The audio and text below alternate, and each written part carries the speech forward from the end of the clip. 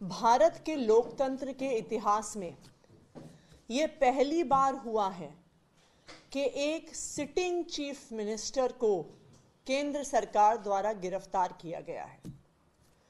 ये भारत के लोकतंत्र के इतिहास में पहली बार हुआ है कि लोकसभा के चुनाव की घोषणा के बाद एक नेशनल पार्टी के नेशनल कन्वीनर को गिरफ्तार किया गया है। ये बिल्कुल साफ है कि अरविंद केजरीवाल जी की गिरफ्तारी भारतीय जनता पार्टी की एक राजनीतिक साजिश है। ईडी का उपयोग करके एक विपक्षी दल के राष्ट्रीय नेता को गिरफ्तार करना, एक ऐसे केस में जिसमें 2 साल की इन्वेस्टिगेशन के बाद भी 1 रुपए की भी recovery of proceeds of crime नहीं हुई है, एक ऐसे केस में गिरफ्तार करना जहां पर आज तक ईडी कोर्ट्स के सामने कोई भी सबूत नहीं रख पाई है, सिर्फ और सिर्फ ये दिखाता है कि ये भारतीय जनता पार्टी का डर है, ये प्रधानमंत्री नरेंद्र मोदी जी का डर है। प्रधानमंत्री नरेंद्र मोदी जी को, भारतीय जनता पार्टी को ये लगता है कि अगर देश में कोई एक नेता है जो उन्हें चैलेंज कर सकता है तो उस नेता का नाम अरविंद केजरीवाल है। इसलिए भारतीय जनता पार्टी और प्रधानमंत्री नरेंद्र मोदी जी हर संभव कोशिश कर रहे हैं कि वो अरविंद केजरीवाल को कुचल दें, आम आदमी पार्टी को कुचल दें। तभी एक के बाद एक आम आदमी पार्टी के एक एक नेता को गिरफ्तार किया जा रहा है।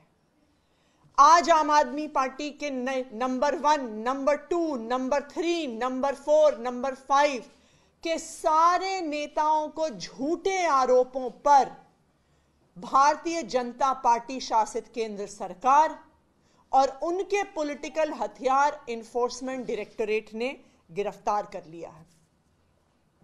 लेकिन मैं भारतीय जनता पार्टी को यह बताना चाहती हूं कि अरविंद केजरीवाल सिर्फ एक मुख्यमंत्री नहीं है, अरविंद केजरीवाल सिर्फ एक नेता नहीं है, अरविंद केजरीवाल एक विचार है, अरविंद केजरीवाल एक प्रेरणा है।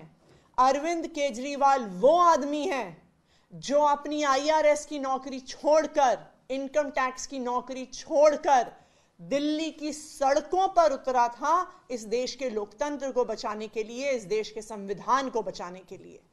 और आज अगर आपने चुनाव से जस्ट पहले अरविंद केजरीवाल को गिरफ्तार किया है, उनको कैंपेन में जाने से रोकने के लिए गिरफ्तार किया है, तो मैं भारतीय जनता पार्टी को बता दूं कि आप एक अरविंद केजरीवाल को गिरफ्तार कर सकते हैं, लेकिन हजारों अरविंद केजरीवाल दिल्ली की सड़कों पे और देश की सड़कों पे उतरेंगे इस देश के लोकतंत्र को बचाने के लिए। आज भारतीय जनता पार्टी ने लोकतंत्र को खत्म करने का कोई प्रयास नहीं छोड़ा। हम देख रहे हैं कि किस तरह से एक के बाद एक सभी विपक्षी दलों पे और सभी विपक्षी नेताओं पे हमले हो रहे हैं। अगर वो भारतीय जनता पार्टी में चले जाते हैं तो उनके खिलाफ केस बंद हो जाते हैं, अगर वो भारतीय जनता पार्टी में जाने से मना कर देते हैं तो उन्हें उठा के जेल में फेंक दिया जाता है। दूसरी तरफ हमने देखा है कि किस तरह से कंपनियों को ईडी और सीबीआई के माध्यम से डरा के, धमका के, उन पे केस करके, उनसे इलेक्टोरल बॉन्ड्स के माध्यम से हजारों करोड़ की उगाही करी है भारतीय जनता पार्टी ने। एक तरफ हेमंत सोरेन की गिरफ्तारी होती है, दूसरी तरफ कांग्रेस पार्टी का बैंक अकाउंट फ्रीज होता है। ये आने वाले लोकसभा चुनाव को, आने वाले पूरे देश में होने वाले चुनाव को अफेक्ट करने का तरीका है, विपक्ष को खत्म करने का तरीका है। ये चुनाव को चोरी करने का अगर तरीका नहीं है तो क्या है? आप सारे विपक्षी नेताओं को जेल में डाल दोगे, आप सारी पार्टियों के बैंक अकाउंट फ्रीज कर दोगे तो कोई भी चुनाव कैसे लड़ेगा? लेकिन मैं भारतीय जनता पार्टी को यह बता दूं कि जो आप ये विपक्ष के खिलाफ, जो आम आदमी पार्टी के खिलाफ, जो अरविंद केजरीवाल के खिलाफ साजिश कर रहे हैं, इसका जवाब दिल्ली आपको देगी, इसका जवाब पंजाब आपको देगा, इसका जवाब पूरा देश आपको देगा। आज एक और चिंता भी है हमारी। देश में पहली बार एक सिटिंग चीफ मिनिस्टर जिनके पास Z+ सिक्योरिटी है, Z+ सिक्योरिटी कवर है, उनको अरेस्ट किया गया है। अब अरविंद केजरीवाल, दिल्ली के मुख्यमंत्री अरविंद केजरीवाल जी की सिक्योरिटी के लिए कौन जिम्मेदार है? आज वो ईडी के ऑफिस के अंदर हैं। उस ऑफिस के अंदर कौन जा रहा है, क्या लेके जा रहा है, इसके लिए कौन जिम्मेदार होगा?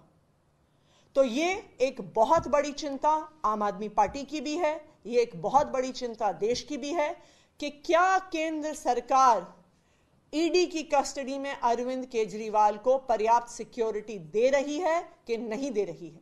ये केंद्र सरकार का अपना असेसमेंट है कि वो Z+ सिक्योरिटी की आवश्यकता रखते हैं, और एक Z+ सिक्योरिटी की आवश्यकता रखने वाले एक सिटिंग चीफ मिनिस्टर को कस्टडी में रखते हुए ईडी ने उनका क्या सिक्योरिटी का अरेंजमेंट किया है, इस बात को केंद्र सरकार को देश के सामने रखना होगा। Thank you. मैम, आपको क्या लगता है सिक्योरिटी वाला जो आपने सवाल खड़ा किया है, क्या लग रहा है किसी तरीके की साजिश आपको लग रही है कि हो सकती है, या किस तरीके का कंसर्न आप जता रही हैं? देखिए, अरविंद केजरीवाल जी एक Z+ सिक्योरिटी के प्रोटेक्टी हैं। अरविंद केजरीवाल जी इस देश के इतिहास में पहली बार अरेस्ट हुए सिटिंग चीफ मिनिस्टर हैं। हेमंत सोरेन जी की भी जब गिरफ्तारी हुई थी, उन्होंने गिरफ्तारी से पहले इस्तीफा दे दिया था। तो आज ये बहुत बड़ा सवाल है कि एक सिटिंग चीफ मिनिस्टर को जो सिक्योरिटी मिलनी चाहिए, क्या उनको ईडी की कस्टडी में मिल रही है? कौन उस ईडी के ऑफिस में अंदर जा रहा है? जिस लॉकअप में अरविंद केजरीवाल हैं, उस लॉकअप में कौन जा रहा है, उनकी क्या चेकिंग हो रही है, उनके पास क्या मटेरियल है, इस सब के लिए कौन जिम्मेदार होगा? एक कारण है कि एक सिटिंग चीफ मिनिस्टर को, एक संवैधानिक पद पे बैठे हुए व्यक्ति को Z+ सिक्योरिटी दी जाती है, क्योंकि उनके लिए कहीं से भी बड़े सिक्योरिटी के खतरे हो सकते हैं। लेकिन आज जब एक सिटिंग चीफ मिनिस्टर को ईडी की कस्टडी में ले लिया जाता है, तो उनकी सेफ्टी और सिक्योरिटी के लिए कौन जिम्मेदार है, इसका जवाब केंद्र सरकार को देना होगा। सुप्रीम कोर्ट में भी इस पूरे मामले में सुनवाई है, वहां से कितनी उम्मीद है आप लोगों को?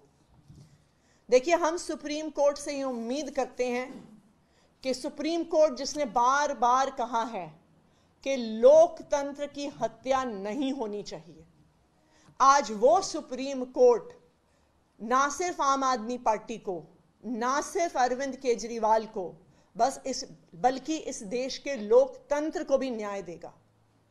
इस देश के इतिहास में ये पहली बार हुआ है कि मॉडल कोड ऑफ कंडक्ट लगने के बाद, चुनाव की घोषणा होने के बाद, देश में से 6 में से 1 नेशनल पार्टी के नेशनल कन्वीनर को गिरफ्तार कर लिया गया है।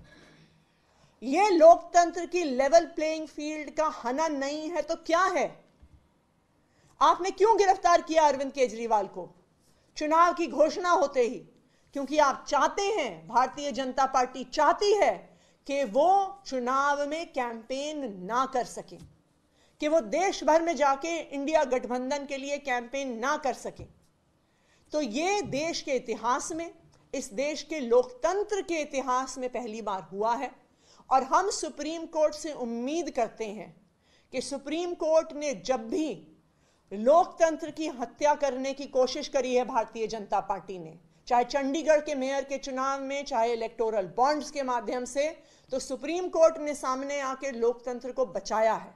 तो हम ये उम्मीद करते हैं कि उसी तरह से आज भी सुप्रीम कोर्ट लोकतंत्र की रक्षा करेगा। क्या इंडिया अलायंस के लीडर्स के साथ कोई कोऑर्डिनेशन चल रहा है इस वक्त? क्योंकि पहला मामला नहीं, आपके हेमंत सोरेन की पहली गिरफ्तारी हुई, अब अरविंद केजरीवाल, तो एक यूनाइटेड प्रोटेस्ट और यूनाइटेड कॉल, कुछ प्लानिंग ऐसी है? हम लगातार इंडिया अलायंस के नेताओं से सबसे टच में हैं। उनमें से कई लोग अरविंद केजरीवाल जी के परिवार से बात भी कर चुके हैं। हमारी भी कई नेताओं से बात हुई है और इंडिया गठबंधन के सभी प्रमुख नेताओं ने फ़ोन पर भी और ट्विटर और मीडिया के माध्यम से भी अरविंद केजरीवाल और आम आदमी पार्टी के लिए एक सॉलिडारिटी दिखाई है। ये लड़ाई सिर्फ आम आदमी पार्टी और अरविंद केजरीवाल की नहीं है, आज ये लोकतंत्र के लिए लड़ाई है। आप मॉडल कोड ऑफ कंडक्ट लगने के बाद, चुनाव की घोषणा होने के बाद विपक्ष के एक प्रमुख नेता, एक राष्ट्रीय पार्टी के राष्ट्रीय अध्यक्ष को अगर गिरफ्तार कर रहे हैं तो ये चुनाव को प्रभावित करने का अगर तरीका नहीं है तो और क्या। Thank you. आप लोग प्रोटेस्ट की बात कर रहे थे, सड़क पर उतरने की बात कर रहे थे, वो क्या आज दिल्ली और देश भर में होने जा रहा है? बिल्कुल प्रोटेस्ट होगा, लेकिन आज केंद्र सरकार का जो डर है वो दिल्ली की सड़कों पे भी दिख रहा है। आज आम आदमी पार्टी के ऑफिस को एक छावनी बना दिया गया है। आम आदमी पार्टी के ऑफिस के सामने 2 से 2,500 हजार पुलिस वाले खड़े हैं। आम आदमी पार्टी के ऑफिस की सड़क के सामने हजारों पैरामिलिट्री फोर्सेस वाले खड़े हैं। पूरी दिल्ली से, पूरे देश से पुलिस को और पैरामिलिट्री फोर्सेस को इकट्ठा किया गया है। क्यों? क्योंकि भारतीय जनता पार्टी को डर है। उनको पता है कि वो अरविंद केजरीवाल को जेल में डाल के लोकतंत्र की हत्या करने की कोशिश कर रहे हैं, और वो पुलिस के माध्यम से, पैरामिलिट्री फोर्सेस के माध्यम से अब दिल्ली के लोगों की और देश के लोगों की आवाज को भी बंद करने की कोशिश कर रहे हैं।